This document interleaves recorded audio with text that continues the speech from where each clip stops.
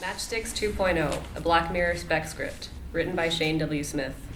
Perfect is the enemy of special. Fade in, interior nightclub evening. A freestanding sign near the open door of a small but expensive-looking nightclub reads, "Booked out for Optum Soft Christmas party." The party hasn't started yet, but the lighting is all set up, and the music is backgrounded. Festive decorations abound. An anonymous couple enter the nightclub and cross in front of a group of 4 people: Susan, Raymond, Stefan, Estelle, deep in conversation. And he said, "Well, you already screwed the normie. The dog is just a lateral move." The joke gets only a lukewarm reception from his companions, but he doesn't really notice. Did you hear the one about the normie who... Susan notices another couple entering and discreetly motions for Stefan to be quiet. Shh, it's Daniel. Daniel? So what? He married one. Both his kids, too. Shut the fuck up. It's true, I swear. They turn to survey the couple who have just walked in. Daniel and Mara McCain are strikingly attractive people. Daniel, 40, is a handsome man with classic good looks. He has been optimized and carries himself with a relatively calm dignity. There is a certain superior, self-assured vibe that all the optimized characters share. Mara, 38, has an innate difference, though, something that sets her apart from the others. She has not been genetically optimized. She is a normie. Are you telling me that Mara McCann is a normie? Shit, I wouldn't have picked that. She passes well. Well, it makes me sick. Messing with a lower form of life like that, like fucking a chimp. Daniel and Mara approach the group. Evening, everybody. Merry Christmas. The others all mumble reciprocations. Have you met my wife, Mara? Mara, this is Susan, Estelle, Raymond, and Stephen. We couldn't have made Matchsticks without their tireless work. Mara shakes hands warmly with all of them as they are introduced. Raymond and Susan are outwardly friendly. Estelle and Stephen are slightly less enthusiastic. It's nice to meet you all. Well, we'd better mingle, my dear. Enjoy the night. They walk away arm in arm. It's doubtful whether they are even out of earshot before Stephen starts flapping his hand in disgust. BRB, just going to boil my hand in a vat of acid. I didn't realize there were still normies left in this country. I thought they'd all gone after that big court case last year. Raymond shrugs. Let me guess. You weren't around too many normies as a kid. No, and thank fuck for that. We lived in a gated community. An exclusive gated community. He looks across at Mara, who is standing at the bar with Daniel. Fucking normie. Mara glances over briefly and then turns back to Daniel. She opens her mouth to speak, but... Hello? Hello? Is this thing on? All eyes flick across the room to the stage, where Brad Hartford, a young 45, the charming and suave CEO of the company, is holding a microphone. His tone is confident and in control. In his hands, a microphone is a deadly weapon. Just wanted to say a few words before we all got too drunk to stand. A clatter as someone drops a fork or clanks a glass. Oop, too late for Terry, I see. Anyway, I want to take this opportunity to announce that we just hired our best quarter. Brad pauses briefly to take in the appreciative murmurs. Now, as per the profit-sharing arrangements and your contracts, every single one of you will receive an extra $10,000 in your accounts by morning. Merry Christmas. The Merry Christmas is almost entirely drowned out by the thrilled celebrations of the employees. Applause, cheering, whooping, etc. Brad holds up both hands. Simmer down. You're too kind. But I think we all know who's really responsible for this windfall. I'd like to call him up here to the stage if he's willing. Daniel, man of the moment, looks slightly embarrassed. Ladies and gentlemen, your friend and mine, the lead designer of our runaway hit game Matchsticks. I give you Daniel McCann. Daniel shuffles obediently onto the stage and gives a subdued wave. He gestures a polite refusal when Brad offers him the microphone. Mara applauds proudly. Behind her, Daniel's coworkers all applaud their inflated paychecks with a unfeigned gratitude, except for Stephen, who is watching Mara with a sneer on his face. Our latest stats show that Matchsticks has been played almost 1 trillion times in the last 6 months, with a dedicated user base of over 2.5 billion people. We receive gigabytes of user data every second, and our data partners are subscribed to the tune of 45 million per month. And all that is set to improve even further with the release of Matchsticks 2.0 just in time for Christmas. He stops reciting statistics and gets real for a second. Daniel is making his way back over to Mara. But that's not all. You might want to sit down for this one. The assemblage falls completely silent. As of 4:38 this afternoon, Optimum Soft has compulsorily been acquired. A pause. Daniel and Mara react with surprise, but minimally. Told you should be sitting. Now, what does that mean for our work? Not much, actually. We'll continue to develop our own particular brand of quirky and addictive games and software. Confusion ripples through the audience as they find their tongues. A few murmurs, half questions. But Brad doesn't slow down to let them in. Now, even I, as CEO, don't know all the details yet. But here's what I do know. 1, we will be adequately compensated for anything that causes us to deviate from our business plan. Your jobs, salaries, and bonuses are all safe. 2, our new masters appear to be an unusual co-venture between the Federal Department of Health and the Genetic Well-Being and the bioreparation conglomerate from the private sector. What this means is anyone's guess. 3, they have big plans for Matchsticks. Something to do with using it as a diagnostic tool. Daniel frowns at this. Diagnostic tool. Mara notices his discontent. That's about it. If you got any questions, my usual open door policy applies. But let's not worry about that now. We've got 3 hours of open bar, a DJ ready to go, and the next week off to recover from it all. Enjoy and Merry Christmas. Brad leaves the stage, heads straight out. Daniel, deep in thought, doesn't react as the music kicks in and lights begin to strobe. After a few moments, Mara touches his arm. Daniel? He snaps to. They make a mutual, unspoken decision and leave together. Stephen in particular is pleased to see them go and shoots no small amount of scorn after them. Interior, car, night. Daniel and Mara get into the car, which hums to life automatically. The doors close, they belt up. The car takes off on its own. Daniel is wearing the same distracted look he had on at the bar. Mara looks across at him. Daniel, are you okay? Daniel comes back to himself for a moment, looks at her, formulates a half lie. I just need to head into work for a moment. Without waiting for a response, he leans in and swipes a detour into the car's computer. Exterior. Optimum Soft car park, night. The car pulls up outside a multi-story building with the word Optimum Soft lit up by a spotlight on the side. It's a gorgeous, though overbearing, super modern building with lush grounds around it.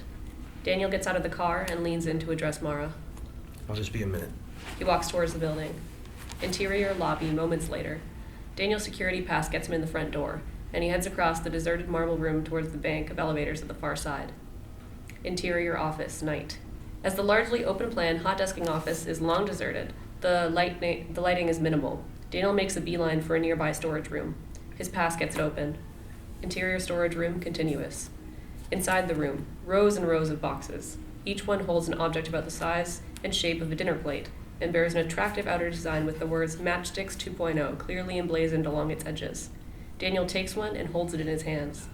Diagnostic tool. You know, I like the feel of this place late at night. Daniel whips around guiltily, caught in the act. And by his boss, no less. Brad is standing right there, smiling slightly, knowingly. Sorry, Brad, I know this looks... Are you kidding? You made so much money for this company that I probably wouldn't stop you if you tried to steal my Ferrari. Take it. The console, that is, not my Ferrari. Working late? Yeah, it's not much fun for everyone when the boss hangs around the Christmas party. Besides, this is a good chance for me to cross T's and dot I's for this acquisition. Listen, if you don't mind, I actually wanted to talk to you about that. Open door policy, Daniel. Shoot. You said Matchsticks could be used for diagnostic purposes, but all the data we've collected from users so far can only be used to distinguish between two types of people, optimized people and... Brad gestures affirmatively. Get to the point. And those changes you had us code in for 2.0 release, they were to prevent users from being able to beat the system through practice, which means you must have known about this acquisition for months, almost since we finalized the first release. Brad maintains his confident smile. Daniel allows him a moment to respond, but Brad doesn't take it. Daniel continues. The acquisition, the diagnostic capabilities, the target demographics, you knew it all. Come into my office, sit down a minute, Daniel. I can't. Mara's waiting in the car. Interior Brad's office, night. But evidently Brad has talked him into it, because here they are, seated across an ornate desk from each other. How are your kids doing at school, Daniel? Well, they... You know... You and your wife decided not to optimize, didn't you? Daniel, unsure where this is going, stretches out his answer. Yes. I think that's a very brave decision, I really do. May I ask if it's not too personal why you made this decision? Mara made a promise to her mother on her deathbed. None of her family has been optimized, and Mara's mother was worried. Because you were optimized. Yeah, And how are the kids? Sally must be what, 10? 11. And Tag just turned 8. That old already. 8. Old enough for an account. He's properly printed and everything. Daniel frowns at the question. Brad backpedals. Sorry, of course he is. You're law-abiding people, and I never meant to suggest otherwise. Funny how some of those old prejudices can rise up out of the subconscious, though, isn't it? Even for the most open-minded men. Daniel looks down at the desk. You know, I feel sorry for them. I do. It can't be easy. Struggling for everything that comes so easily to us. Being designed to a life of economic and professional hardship. It's not as bad as all that. It can be. Some people can make a good life for themselves without optimization. Some. But it's the hard road, and getting harder. And there are some people who need every advantage they can get. I think Matchsticks 2.0 can really help those people. How? Early identification, categorization, intervention, therapy, remedial assistance, you name it. Identifying them before it's too late is the key. Brad leans forward. Have your kids played Matchsticks? Exterior, apartment building, night. Midnight. A small apartment, halfway up a very tall building, late at night. Futuristic, but in the sense that a building designed in 2019 would be showing its age by now. A single light is on.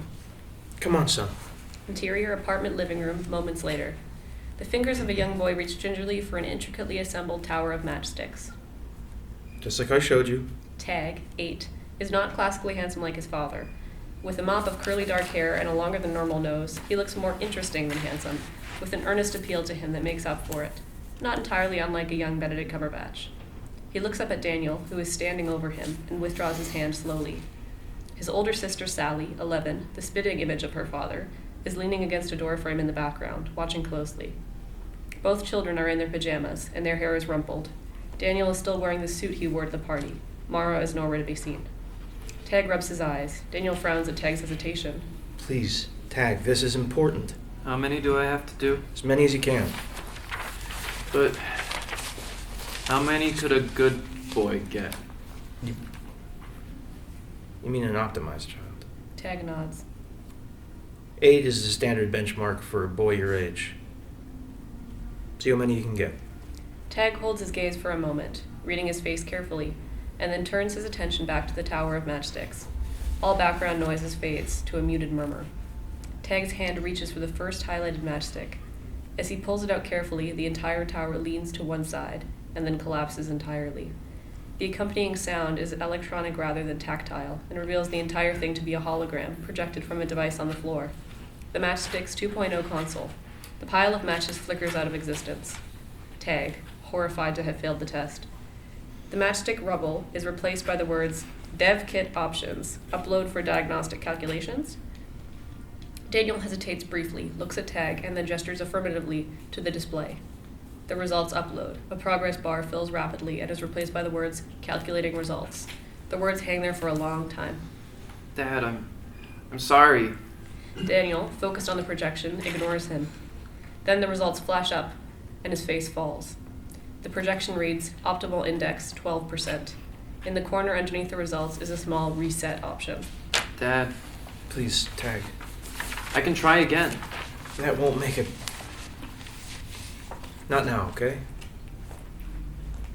12%. Let me try it again. No! I said.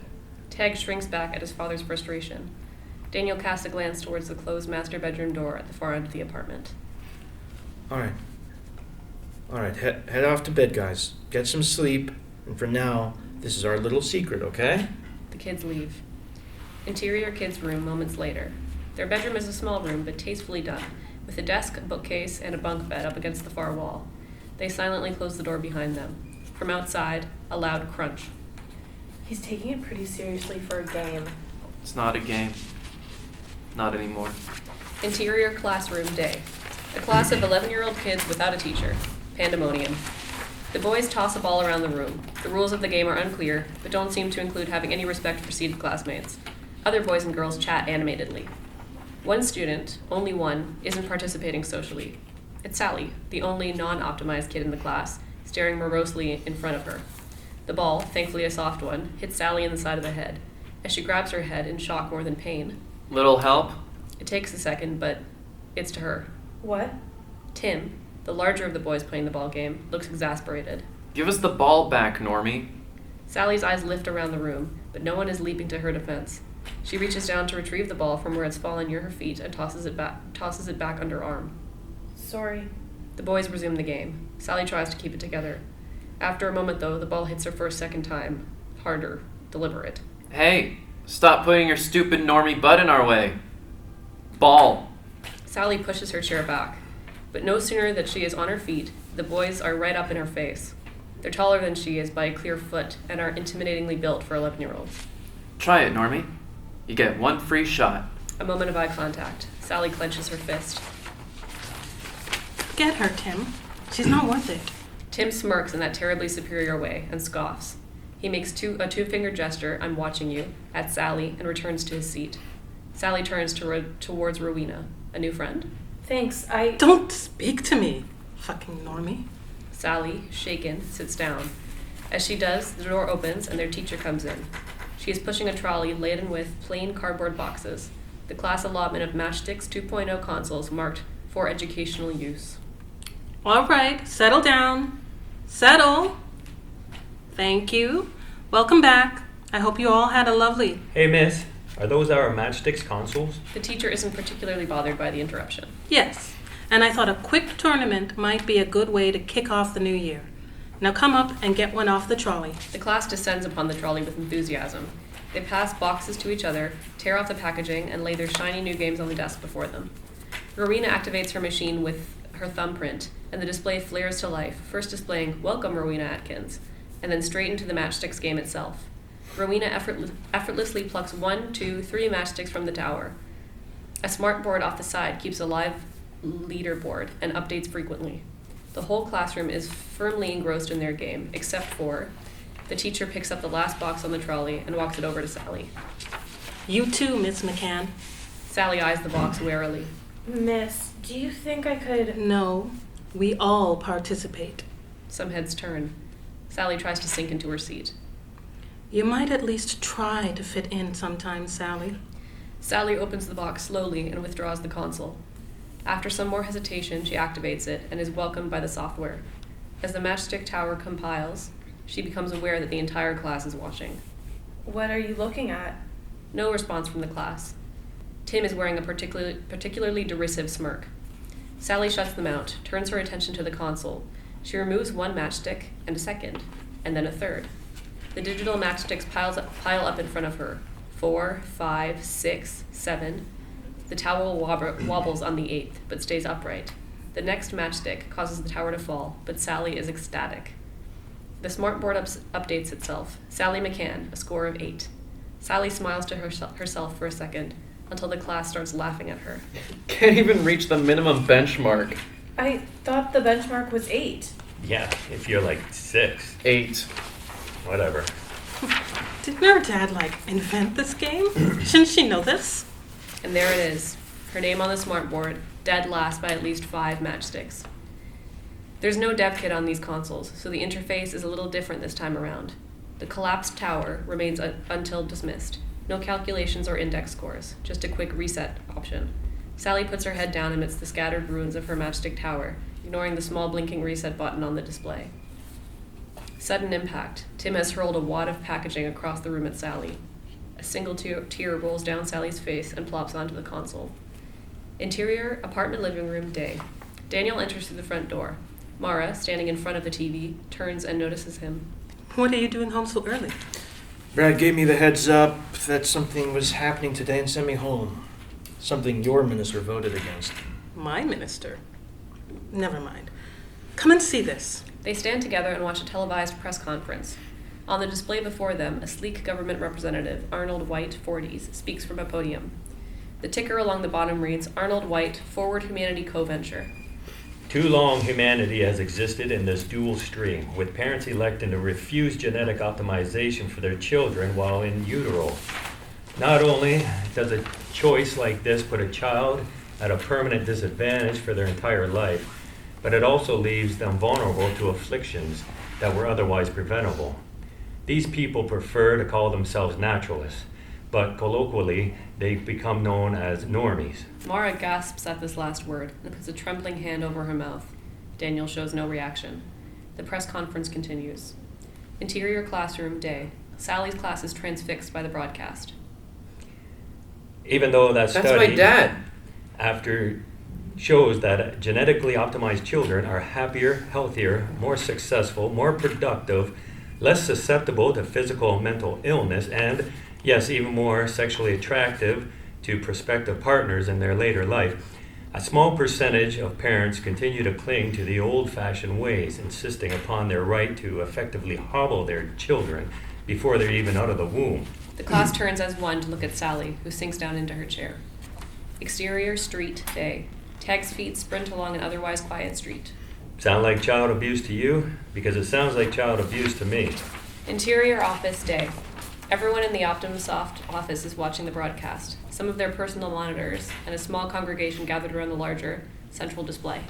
It's time to stop leaving these forgotten children behind. It's time to move humanity forward, to stop being held back by the weakest of our number. And it's through the advent of two exciting new technologies that we are finally in position to do so.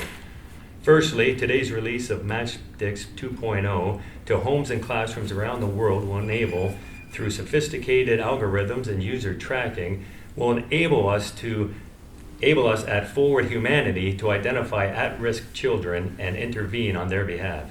At the mention of matchsticks, everyone in the office lets out a brief cheer that drowns out some of the speech. Interior apartment living room day. Arnold continues speaking in the background, but Mara and Daniel's conversation takes precedence.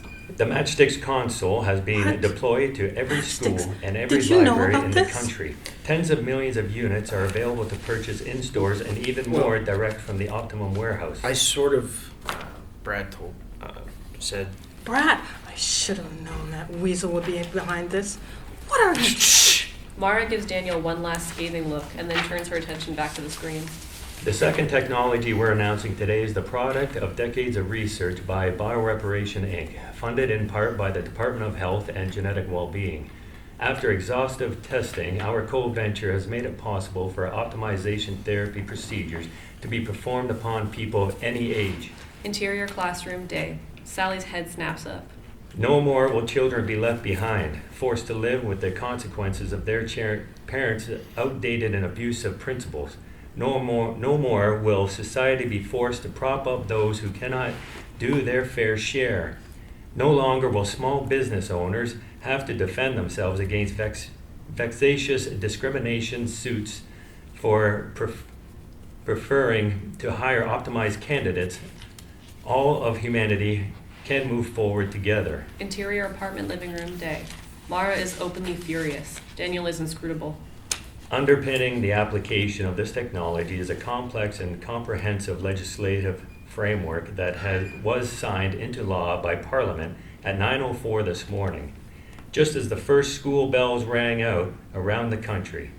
The Forward Humanity Act is the largest piece of social policy developed in the last 20 years, and we are honored to have the Prime Minister herself tell us about it. Mara speaks into the momentary lull in the rhetoric.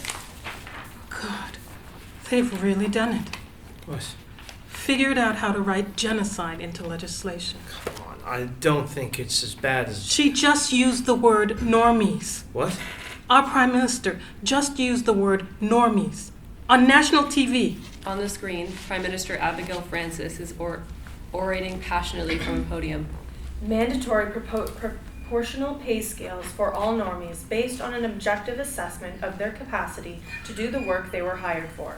No more free rides. Exterior street day. Sweaty, breathing hard, Tag pelts down the street. From the 1st of March, all babies must be optimized, either before or after birth, prior to being released to the custody of their parents. Interior office day. Brad listens smugly, proudly. All children of school age must complete a Matchsticks 2.0 assessment. The software is now an official part of the school curriculum. Interior, apartment, living room, day. If a normie child without optimization addendum to their birth certificate achieves an optimal index below 75%, they will be required to book in for optimization by July 1st of this year. 12%. Mara glances over at Daniel. Failure to comply will result in child endangerment charges being filed against the child's guardians and all the children in household remanded to the custody of the state. Mara gestures angrily, and the screen shuts off. How long have you known? I only found out about the night of the party. Brad. Nothing. What? Mara really doesn't like Brad. Nothing. Keep going. Brad said the Matchsticks was going to help people. I believed him. I still do. Forced optimization is not helping. But we have sentenced the kids to a lifetime of economic and professional hardship. They're going to struggle just to achieve below average benchmarks. I feel sorry for them. You what? You feel sorry for them. And do you feel sorry for me too? Is that why you condescended to marry me? Out of pity? I'm just another pathetic normie? That's not what in a meritocracy. And that's just typical of your people, isn't it? Measuring the sum total of a life against benchmarks, with material success your only yardstick. What about happiness? What about... But the reason... What do you mean, my people? Fuck the research!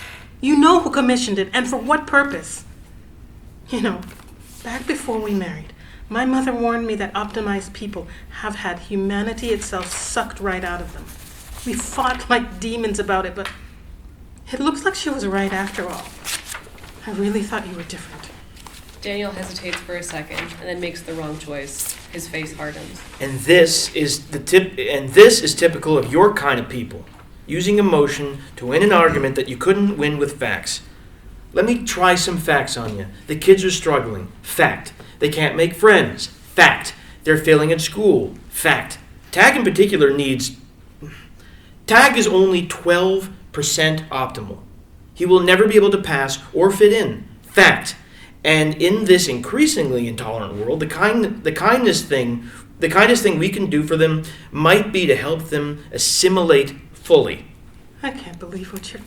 At the moment, the official line is one of sympathy towards naturalists. But it's going to get worse in the future. Much worse. Fact. And that's the lesson you want them to take from this? That their father doesn't think they're good enough the way they are? You think that will make them happier? Daniel opens his mouth. I'm Mara going to- is on a roll. I'm going to fight you this, with or without your help. Maybe we can stop the kids from being tested, keep them home, and... 12%. How do you know that? Daniel flounders. He didn't save anything for the swim hall. You've already tested them. Not both of them, just Tag, because I think he's the most... I swear, if you say at risk out, I can't believe you did this. And without telling me, where is it? Daniel meekly retrieves the Matchsticks console from the top of a linen cupboard. He places it in front of her on the kitchenette bench. It's cracked and chipped from whatever he did to it that night, but it still flickers to life when Mara activates it with her fingerprint. After all these years, you still don't get it, do you, Daniel? The projected display reads, "Welcome, Mara McCann. Begin Matchsticks 2.0. She gestures impatiently to start the game. The real meaning of this game you designed. The tower of matchsticks rapidly compiles in front of her, and she points to it. These towers, these matchsticks, they're us. Immensely complex, intricately constructed, intra-reliant. But if you pull out just one tiny, insignificant component... Electronic failure noises at the tower, and the tower collapses. Mara shrugs at him. Well, The display reads, Dev Kit Options, Upload for Diagnostic Calculation. It sits there while Mara continues. your son is a person. He isn't a failure, and he isn't some number in a spreadsheet to be brought up to a benchmark. He's an incredibly sweet, bright, and fiercely independent-minded boy. He may not be optimal, but he is perfect. Whatever they want to do to him in that operating room, it will just strip away the tag we know and replace him with something new, unrecognizable. Our tag, our gorgeous boy, will be gone, dead. Mara gestures affirmatively to the display, and the results upload. The progress bar fills rapidly and is then replaced by the words calculating results. She turns and walks away before the calculation completes. There's merit to people beyond the numbers your little game produces. People, even normies, can be capable of some pretty extraordinary things. The results appear. Optimal index 3%. Daniel stares in amazement. Mara opens their front door to welcome Tag, who is pelting up the stairs. It's as if she somehow knew he was coming. They fall into each other's arms. Mom, they're going to... Shh, baby, I know. I promise I won't let them. I know. Daniel watches for a moment, then his phone beeps. It's a message from Sally. Dad, I want to be optimized. Can you help me convince Mom? Daniel lets the hand holding his phone drop to his side. Exterior cafe evening. A rundown cafe, think Freddy's in Netflix's House of Cards. Make it a little bigger. Even by golden hour light, its flaws stand out. A cracked pane of glass, dented security blinds, and a hastily scrawled bit of graffiti labeling this establishment as sympathizer. What are you gonna do? Interior cafe evening. Mara is seated around an uncovered table with 3 girlfriends of similar ages. Normies all. Bao, Jane, and Stephanie. They are the only customers. Mara shakes her head sadly. I don't know. If it was just me, I'd probably consider leaving him after what he said about people like us. But I'd never get custody. I have the kids to think about, and that damn legislation. Don't get me started on the legislation. Got my pay cut by 40% this week. 40. What's the point of having a naturalist in Parliament if she can't stop bullshit like this from getting through?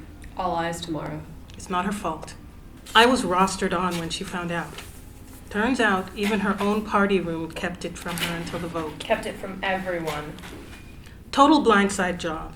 Anyway, there's not much that one rep can do with a bill that has such widespread bipartisan support. A beat of mournful silence to the otherwise empty cafe. Jane, you have kids. What are you going to do about this? Jane looks around suddenly, then leans in to explain herself in a lowered voice. My situation's a little different from Mara's. The twins aren't registered.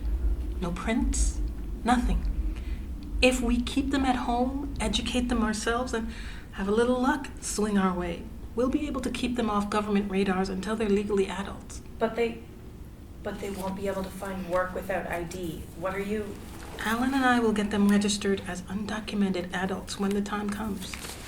We'll turn ourselves in.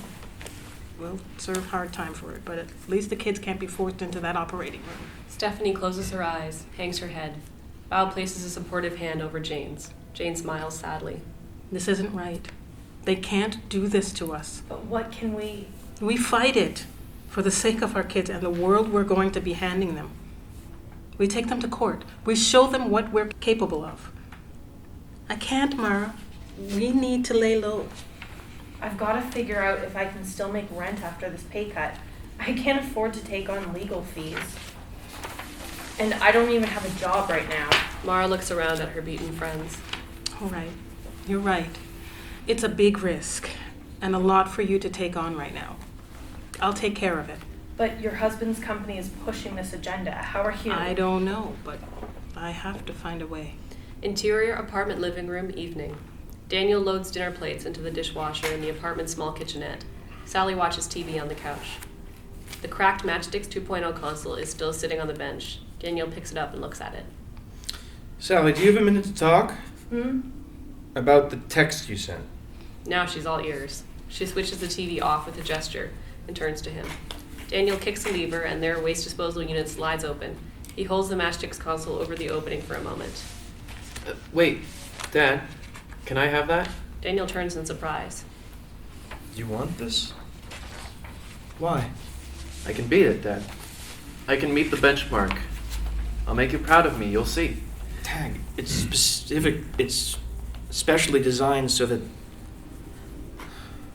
I'm not sure... Oh, okay. He hands it over. Thanks. Tag, He looks briefly at the console in his son's hands. Tag waits expectantly.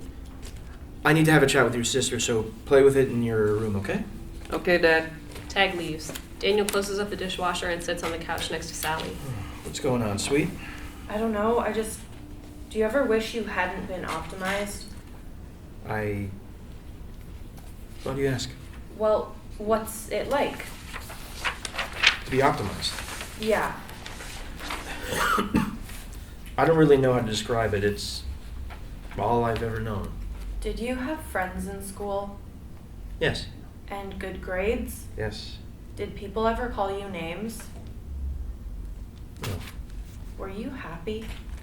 Daniel takes her in his arms, and they rock back and forth, each lost in their own private thoughts. Interior kids' room, evening. The room is dark except for light emitted by the Matchsticks device. The Matchstick tower collapses, accompanied by an electronic failure noise. The display, dev kit options, upload for diagnostic calculation. Tag gestures affirmatively. The results upload and the progress bar fills. Display, optimal index, 12%. Tag, determined, resets the console and starts again. And again, the tower falls on the first try. He uploads the results again, and again, 12%. He resets the console once again. Exterior, Optimum Soft, car park, day. You want to see me, Brad? Interior, Brad's office, day. Brad waves Daniel in. Ah, Daniel. Yes, please. Sit down. I hear congratulations are in order. Thank you. Honestly, though, it's as much a burden as an honor. It's sometimes hard to know which hat I'm meant to be wearing. And which one are you wearing now? Right now, I'm wearing my Forward Humanity board member hat. The room is still for a moment. I want to speak with you about Tag. Tag? After our conversation at Christmas, I set the system to alert me when any employee's children played the new Matchsticks game. But Tag... Tag got the lowest optimal index score. In fact, he and Sally were the only two Optimum Soft kids who didn't meet the minimum benchmark score. Okay, but I don't see... I'm not quite sure how to approach this with tact, but I think we've known each other long enough, yeah? Daniel hesitates, nods. We want Tag. What? You want him? Forward Humanity wants him? What? You want him to be optimized? Hard to imagine a bigger PR win for the program. Let's face it, Tag, with his score, is going to be one of the first ones signaled out anyway. I don't suppose it matters to you that Tag has spent the last week holed up in his room with a Matchstick dev kit I nabbed at Christmas. I'm getting the data, remember? I know it. He really loves your game. No, actually. He's trying to beat the system, to raise his optimal index, to make me proud of him.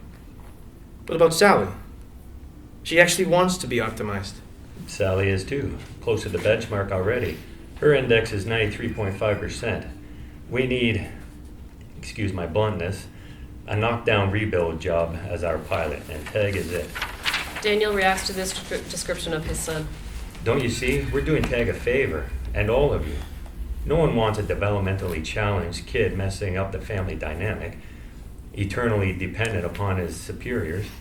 Give him a chance, for once in his life, to be a hero by volunteering for this, instead of having to be forced. Brad leans in, confident. It's up to you, Daniel, to convince your son that being optimized is nothing to be scared of, that it will help him in ways that he can't even fathom yet. You still believe that, don't you? Daniel nods slowly. But Mara... Your wife, for all her many admirable qualities, has a limited perspective on the matter. Her reaction is based in irrational emotion and not reason and logic. But... Overrule her. What? It's a naturalist. She has a lesser legal status in your marriage. If you sign Tag up for the program, she can't do a thing.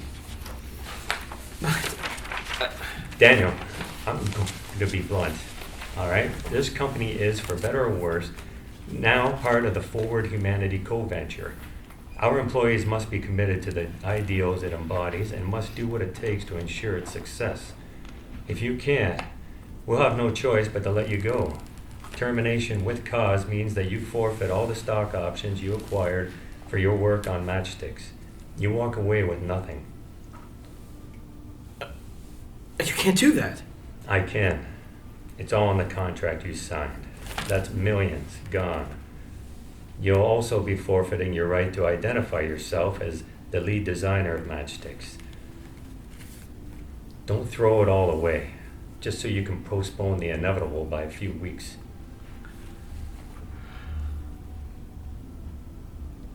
I'll talk to Tag. Good man. Let me know your answer as soon as you can. Thanks for coming in. Exterior law office, day.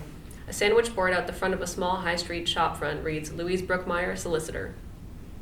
Please, I don't know where else to turn. Interior, Louise's office, day. Louise Brookmeyer, calm, competent, and sympathetic, folds her hands together as she replies to Mara, who is seated across the cluttered desk from her. See, what we're talking about here is a challenge to federal regulations. That means high court. That means you need a barrister. I tried. I couldn't even get a meeting with them.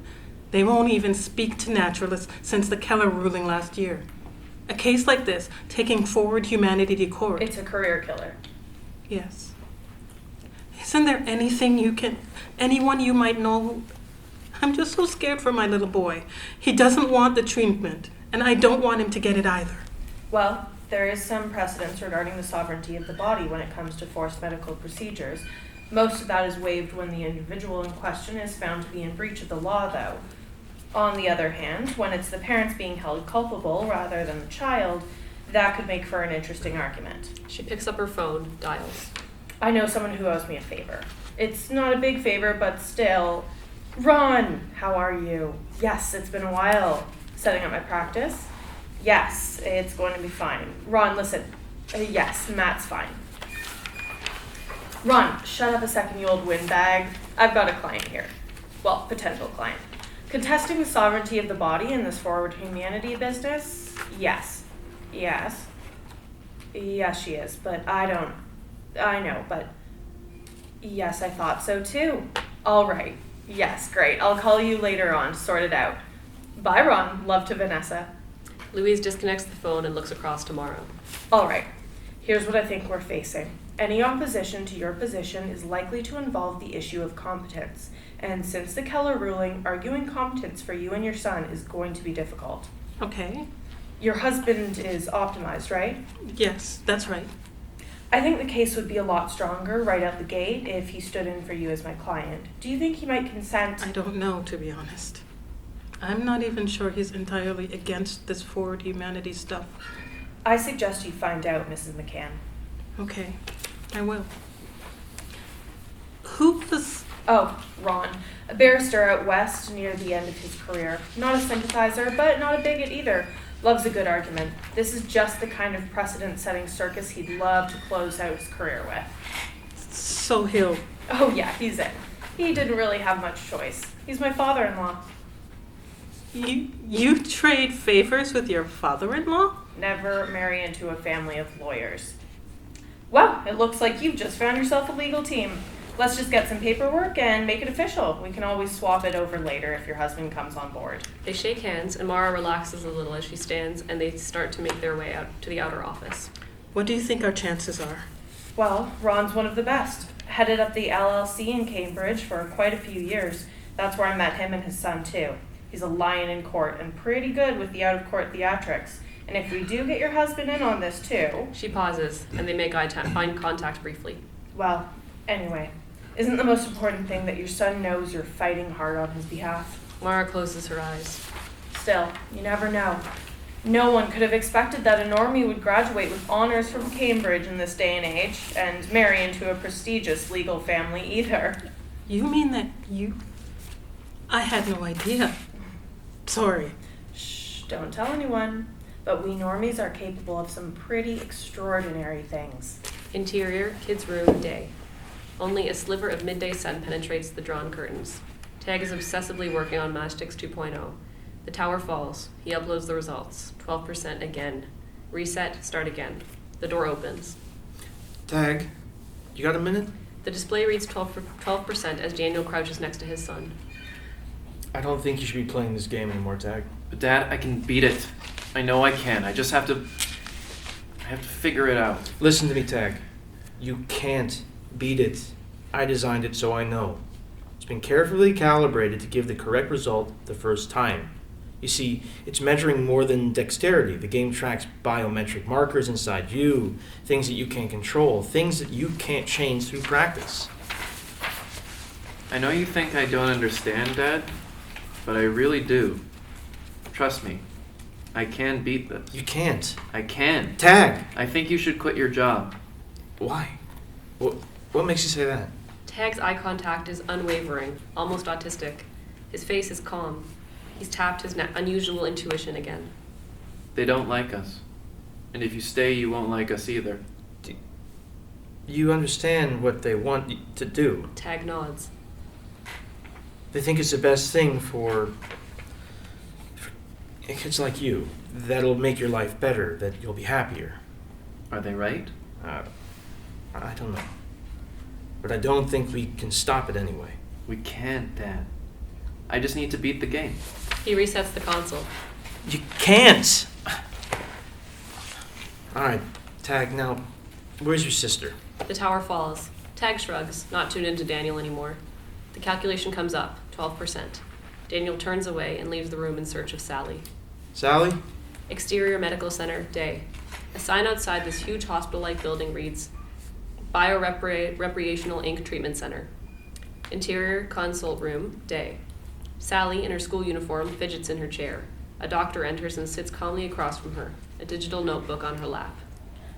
Miss McCann, I have reviewed your file. Your optimal index is above the 75% minimum threshold. You cannot be compelled to undergo the optimization therapy, which means that any steps we take here today or in the future are entirely voluntary on your part. If you agree to this, please say the words, "I understand," into this recorder. She holds out her digital notepad and Sally leans into it. I understand. Great. Thank you. She puts the pad down and looks at Sally. Now, as I'm sure you can appreciate, the Forward Humanity Initiative is going to be keeping us very busy with high-need cases for the foreseeable future. I know. My brother's probably going to be your first subject. An uncomfortable beat. Well, be that as it may, your index is way above 90%. The personal benefits this therapy could offer you would be minimal. Bearing that in mind, I'm not sure I can sign off on this as a priority case in the short term. Sally starts to cry. Oh, look. Hey now. Why do they hate me so much? Who? Your family? No, the other kids at your school. I'm so close. I'm practically one of them already, but I just need to be a little bit better. Do your parents know you're here? Nuh-uh. Mom would flip if she knew. I think we need to involve them in this conversation. Or I'll put you on our waiting list, okay? Now remember, you still could be waiting for months, maybe years. Sally brightens a little. Thank you. What's it like? The therapy? Well, it's not painful if that's what you're worried about. No, I mean, do you come out different after it? Wouldn't be much point to any of it if it didn't change you, would it? No, I guess not. This is what you want, isn't it? To become optimized? To finally fit in? To succeed? To feel happy for once? Yes, of course, sorry. It's perfectly normal to be a bit nervous. Evolving to a higher tier of humankind is an intimidating prospect. Sally nods, withdrawing a little. Here, let me send you some information about the procedure. Sync up to this. She holds out the pad, and Sally holds her phone next to it. With a swipe, the doctor copies a whole bunch of stuff over. Thanks. Everything will be okay, Sally. I promise that. Today, you took your first step into a bigger, better, and brighter world. Hopefully, we'll see you again here soon. Sally nods and leaves. Exterior Medical Center, day. Sally crosses the car park and starts to make her way to a nearby bus stop. Lounging unseen against the wall across the street, Tim is watching, scowling. Interior apartment living room, evening. As Sally enters the family home. Said we have a stronger case. I can't, Mara. I can't. Why? Because of Brad? He's on the board of... Fuck Brad! This is about our children, and you're worried about your goddamn job? Sally ducks into a small alcove to eavesdrop on her parents in the master bedroom. Interior master bedroom, continuous. I know what this is about. I want what's best for them as much as you do. It's just I'm not sure what that is anymore. They have a right to be themselves. If we can't protect that, how can we possibly be any kind of parents to them? But what kind of good is that now? If we fight, I lose my job, all my stock options, and we'll lose the apartment. And for what? For a long shot that we laughed out of court? Our chances are better than that, Daniel. You can always find another job. The guy who created Matchsticks... Non-compete clause. You're kidding. So you'll get another job. This is the only thing I've ever been good at. Daniel, please. This isn't about you. Whatever happens to us, we have to protect the kids. Just tag. What? Have you spoken to Sally recently? She wants to be optimized. No. No. It's true. She's sick of being behind in school, of having her classmates pick on her. You keep making out like being optimized is so awful, like it's a death sentence. But I'm not sure that the opposite isn't true. How could you say that? You know that I know. And how hard have you found it to hold on to a job? Promotion prospects. Even renewing your goddamn passport is going to get harder in the years ahead. I don't give a shit about that. I'm still me, Daniel. And that's what's important. And I'm still me. Mara, I'm no less human for being optimized. I want our kids to be on the fast track, socially and professionally. I want to unlock their full potential. I might have lost this argument with you 11 years ago, but the law is catching up with us. Not if I can help it. A long pause. Standoff. Fine, Daniel. Don't help. Just make sure you stay out of my way. We'll get an injunction. We'll have our day in court, and then we'll see which one of us is right. She hurls a pillow at him. Until then, you're on the couch. I'm so mad I can't be around you right now. Daniel grits his teeth, swallowing a retort. He notices, intuits. Say it. Say what? What you were going to say, you coward. That you can't argue with a fucking normie. He flounders. She gives him an almighty slap. In the alcove outside, Sally cringes. Let me tell you something, Daniel. I'll die before I let my daughter submit herself to this barbarism. Let her become like you. He reaches for her. Don't. She is on the move. Don't touch me. Just stay out of my way. Mara stalks out, looking for Sally. The alcove she was hiding in is empty. Interior kids' room, evening. Mara opens the door. On the floor in front of her, Tag is still playing the Matchsticks game. She takes a moment to look at him, and her heart breaks, but she is on a mission to find her daughter. There she is, in bed under the covers, facing the wall, probably asleep. After a brief pause, Mara leaves. Sally's face as the door closes, eyes wide, devastated. Interior lobby, morning. Daniel enters the Optimum Soft lobby, ready for another day at work, but has scarcely made it inside the doors when two very large security guards step to him. The hell is this? Just a precaution, Mr. McCann. Please come with us. Interior office, morning. Daniel walks the floor towards Brad's office, flanked by the guards. Stephen watches him pass with barely contained glee. Interior Brad's office, moments later. Brad looks up as they approach. Daniel, good morning. Thank you, gentlemen. Please wait outside the door. The guards leave, but don't go far. Brad, what's with the goon squad? Merely a precaution, my friend, just in case you need an escort off the premises. Now, have you reached a decision about Tag yet? Daniel hasn't. He plays for time. Straight to the point, huh? We're both busy men, Daniel. He slides a digital form across to Daniel and looks down at it. All I need is for you to sign this consent form and we'll get Tag processed and optimized before the weekend. A long beat. Daniel stares at the form. Brad's desk phone rings. He hangs it up. Sign it, Daniel. Refusal will cost you everything. Daniel picks up the pen slowly. Brad leans in. The phone rings again, breaking the moment. Brad answers it on speaker without thinking. Somebody I better be fucking dying down there. What is it? Mr. Hartford, sir, there's a lawyer here at the desk to see you. He says it's important. Brad looks at Daniel, picks up the receiver. I don't give a shit about any lawyer right now. Have him make an appointment and then toss him out on his press. How much press? Interior lobby, morning. A lot of press. Brad emerges from the elevators to a cacophony of cameras and shouting. Ron Brookmeyer, elderly and slightly eccentric barrister, steps to him, brandishing some papers. Bradley Hartford. This is an injunction prohibiting the Forward Humanity Board and the Bioreparation Conglomerate from commencing any kind of genetic therapy upon Tag McCann until our case can be heard in court. Brad scans the injunction. His response is too low for the cameras to catch.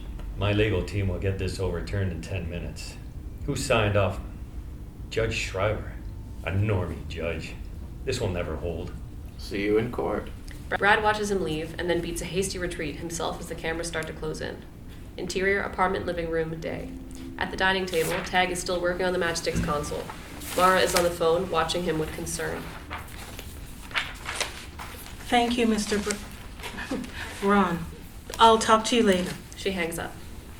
Tag, can you put that down for a minute, please? The tower collapses. Tag uploads the results and turns to his mother while it calculates. I'm a bit worried about how much time you're spending on this game, this device. I can beat it, Mom. I have to beat it. He needs to see. Who needs to? Your father? I need to make him see. Everything depends on it. What do you mean, Tag? Without looking, Tag reactivates the game. He's central to this whole thing. Without him on our side. He pulls a matchstick. Collapse. Mara reacts. Tag, I'm not sure your father will. You know he loves you. For now. For always. No matter what his business does, or what his colleagues think, or what happens. She chokes up, unable to continue. A long beat of silence is eventually broken by the ringing phone. Mara doesn't react until the second ring. She reaches for it. Tag returns to the game. He continues to play as Mara talks. Yes, the injunction went out today. They want to take my baby boy away. They have to meet us in court first.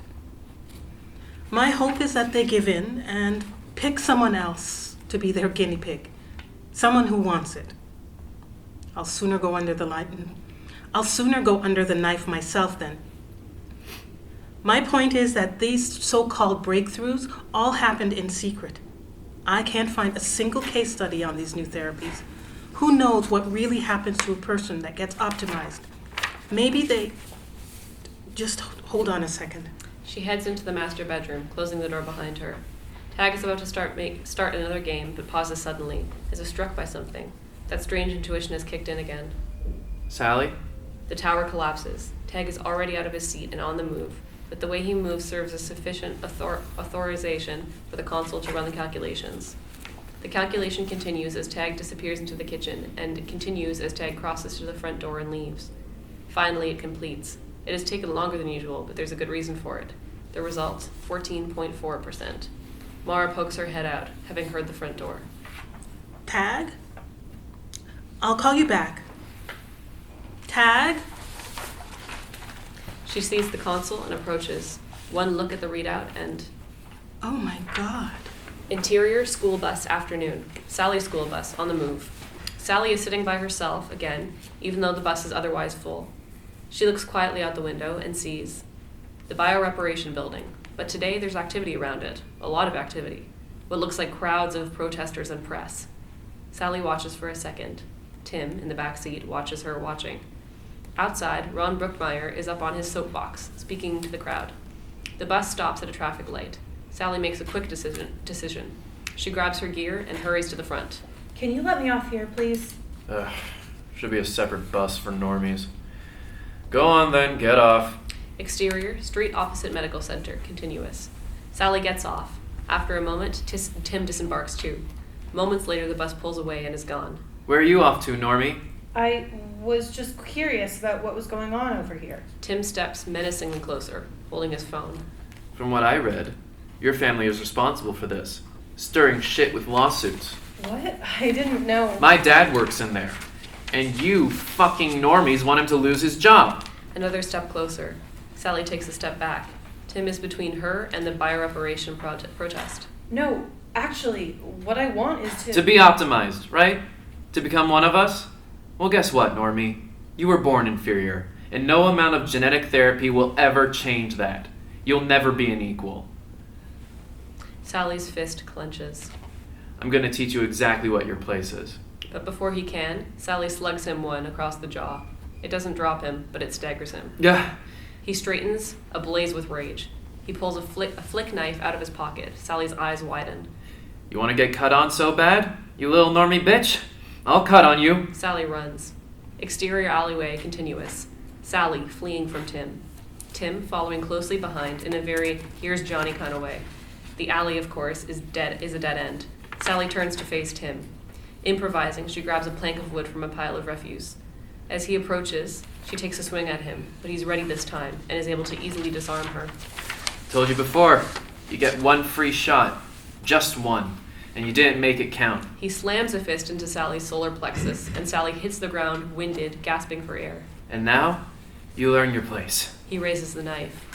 Sally raises a feeble hand in protest, but can't defend herself anymore. She can't watch, closes her eyes. Then, a shout of pain and a slashing sound. Sally, still intact and whole, looks up. Tag? Her younger brother now stands between her and Tim, brandishing a large carving knife from home. The tip is dripping red. Stay away from my sister! Tim is clutching a deep cut in his arm, blood running between his fingers, and is beating a reluctant retreat. This isn't over! You're finished, normies! He leaves. Tag approaches Sally. Are you okay? Sally snatches the knife from his hand and hurls it away. It skitters under a discarded wooden pallet. What do you think you're doing? Why are you carrying a knife around? Don't you know the trouble you could get into? But he was going to... And what? You're following me around too? Are you doing this every day, or... No, just today. Why? Did you know this was going to happen today? Tag nods. How did you know? I just knew. Don't give me that. You always say that. But this? Look what you've done. She starts to tear up. You should have just let him cut me, Tag. Interior office, afternoon. Daniel sits alone in the office, away from any computers or communication device, still flanked by security. There's a bit of chatter around him. One word clearly breaks through the hubbub. Normies. Daniel's head turns towards the sound, and he sees Stephen look away from him and turn back to his work. Daniel turns back to watch Brad in his office, talking animatedly on the phone. But Brad is distracted by something that pops up on his monitor and ends the call. Daniel watches as Brad reads his screen. Then the chatter around Daniel begins to grow again. Before he can figure out what's happening, Brad crosses the floor to him. Daniel? What's going on, Brad? There's no easy way to say this. It's Tag. There's been an incident. Daniel What? jumps to his feet. Is he all right? Tag is fine, Daniel. The boy he stabbed, however, is in hospital. Oh my God. Go home, Daniel. Be with your family. Okay. But I hope this makes you reconsider your position, Daniel. We all love Tag here, and I'm afraid for him. About the path he's on. Where he'll end up without correction. Direct hit. Daniel, dazed, nods hesitantly. Gentlemen, please return Daniel's phone to him. Daniel, we'll talk more tomorrow, okay? Daniel leaves. Exterior, Optimum Soft car park day. A self-driving car rolls up and Daniel gets in. It rolls off. Interior car continuous. Daniel checks his phone. 8 missed calls, all from Mara. He sighs. Mara, I'm putting my foot down. Mara, I'm putting my foot down. It's not working for him. His thumb hovers over the callback button on his phone, but he hangs it up, puts his head in his hands. Out the window, the car is rolling past the bioreparation protest site. The protest is over. Now there are police vehicles there, flashing red and blue lights.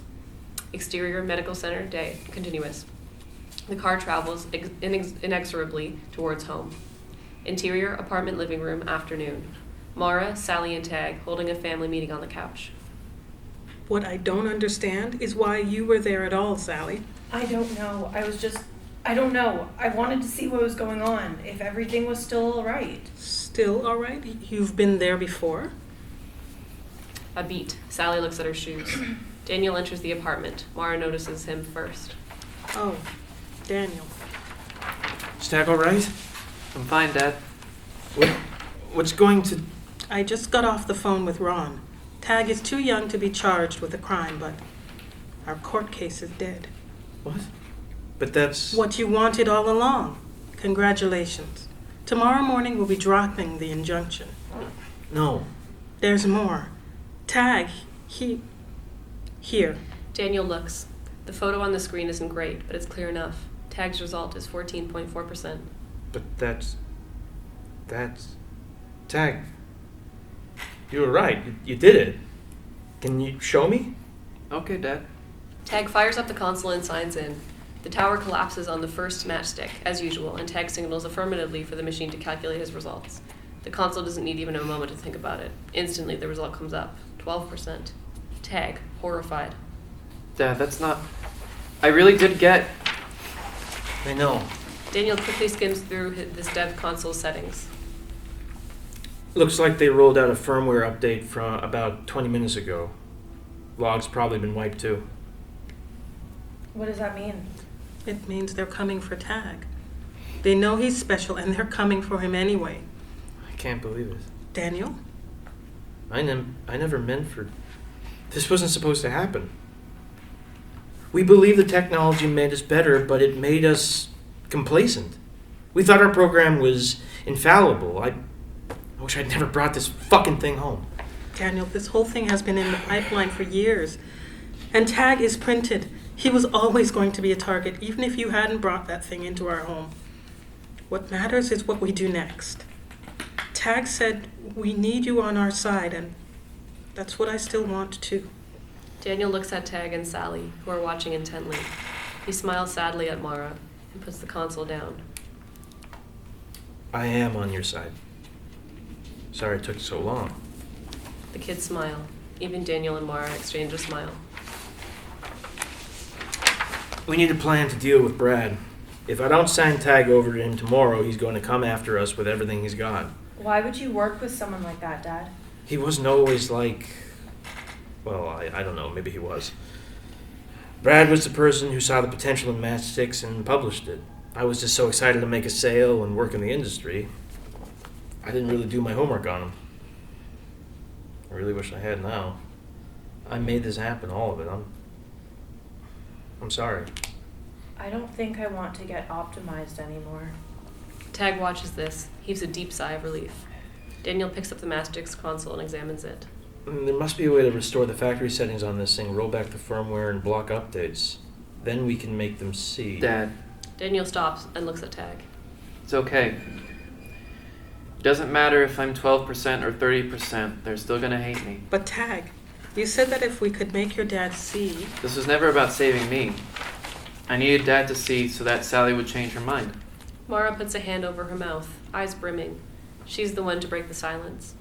No, Tag, my beautiful boy. Tag is still calm, and he gives her a hug. It's okay, Mom. Actually, it's not. All eyes to Daniel. Our case might be dead, but we still might have a shot if we can prove the diagnostic software is faulty. He pulls a chip from the console. This one no longer has net access. They can't mess with it anymore. Now all we need is a brand new one that hasn't been updated yet to compare it against. Exterior, Optimum Soft Car Park, midnight. The car park is empty, quiet, still. A self-driving car rolls up to the doors. Daniel emerges. He approaches the entrance, holding his access card. Please. The swipe card still works. The door opens. Daniel, with a sigh of relief, enters. Interior storage room, midnight. Although the room is emptier than before, there are still plenty of boxed consoles on the shelves for Daniel to grab. Lit by his phone's torch, Daniel sneaks in to grab one. As he puts his hands on one, click, the lights come on. Stealing again, Daniel? Daniel takes the console and grips it firmly. What happened to take the console, take my Ferrari? That was when you were making us money. But now, because of you, we're on the verge of losing everything. Brad steps closer. Give me the console. Does it matter to you that your diagnostic programs might be faulty? That the index scores might be completely wrong? If you're talking about that one-off freak result your son got, no, I'm not worried. Not many people are going to play the game 14,000 times and attempt to cheat the algorithms for a slightly higher score. Besides, 12%, 14%, hell, even 30%. That kid's still in desperate need of optimization therapy. What difference does it make? It makes a big difference because it shows that our biometric profiling is incomplete. It shows that the data underpinning forward humanity is imperfect. And it shows that all the information we've been gathering from users isn't able to capture all the complexities of our biology, nor provide an accurate assessment of our users' potential. My son, a kid you described as a knockdown rebuild job, was able to do something amazing. He was able to beat this unbeatable machine. He was able to change his own biometric signature. We can't sweep that under the rug, and we can't let our technology tell us what we should and shouldn't be. Brad is shaking his head sadly. Daniel, your son, genetic mutation or not, Sealed his fate the instant he left your house with that knife. Tag's not old enough to face criminal charges. I know, but Sally is. What? Imagine how it'll look. Two normie kids luring an optimized boy into an alleyway and ambushing him. The knife was from home. It was premeditated for sure. But that's not... Sally's 11. She can certainly be arrested, convicted, forced into optimization therapy. Oh, son of Last chance, Daniel. Put down the console and get your wife to drop this ridiculous injunction, or we'll come after Sally. Getting a violent child off the streets and into genetic therapy is just as good a PR win in my book. You're asking me to choose between my children. I can't. Need I remind you that Tag is only 12% optimal? You could greatly improve the course of his life, and I don't understand why you're resisting it. Tag is... he's special. I think that our game is wrong about him. You mean that freak result? That means nothing. Big words for someone who purged a log and rushed out a firmware patch. Brad has no answer for that. If you truly believe that the result was a freak event, let me show you. We'll get Tag to play Matchsticks one last time on a brand new, unpatched console. If Tag can beat the game again, you leave my kids alone and maybe even commit to a full review of the technology. Daniel, you can't stop this. It's been years in the making, no matter what you and I decide tonight. We're not going to be able to stop this machine from rolling forward. But if Tag can beat Matchsticks again, we'll leave him alone for the moment. Daniel, realizing this is the best he's going to do. Exterior, apartment building, midnight. Still late at night. From outside, we see the lights flick on in Daniel's apartment. Ugh. What's he doing here? Interior, apartment living room, midnight. The brand new Matchsticks 2.0 console sits on the table in front of Tag. Come on, Tag. Tag's hand hovers over the Matchsticks tower. Sally, Mara, Brad, and Daniel are all watching intently. Both Sally and Tag are in their pajamas. Tag rubs his eyes. You can do it. Come on. Brad watches silently, uncertain. Tag licks his lips and turns his attention back to the tower of matchsticks. All background noise fades to a muted murmur. Tag's hand reaches for the first highlighted matchstick. But before he can touch the tower, as if something has just struck him, he looks around, at Brad. A long look at Sally, and then back to Brad. Daniel notices this, and then Tag turns back to the tower with a resigned look on his face. Tag. It's all right, Dad. No, it's not. I need a word with you now. Interior, kids' room, midnight. Daniel shuts the door behind him. I saw that look, Tag. Dad. All you have to do is beat the game, and we're clear of all of this. Tag shakes his head. He's lying to you, Dad. What? Brad? If not me, then it's going to be Sally. No, Tag. This is... Trust me, Dad. I know. Tag, I don't know what to say here. I love you, Dad. I love you too, son. They hug, a long hug. Interior, apartment living room, midnight. Tag takes his seat at the table in front of the console. Daniel stands next to Mara. She notices his red eyes. Daniel? What's going on? Tag, Tag's hand reaches for the first highlighted matchstick. As he pulls it out carefully, the entire tower leans to one side, and then collapses entirely. The pile of matches flickers out of existence. Then the words, Dev Kit Options, Upload for Diagnostic Calculation. Tag gestures affirmatively to the display. The progress bar fills slowly and is then replaced by the words, Calculating Results. The words hang there for a long time. Tag is calm, but Sally, Brad, and Daniel watch the display intently. Mara is watching Daniel, and her eyes widen. Finally, the console makes a sound, and Daniel's eyes close. Insert, screen reads, Optimal Index, 12%. Silence settles like a shroud over the room. A triumphant smile spreads across Brad's face. Fade to black, the end.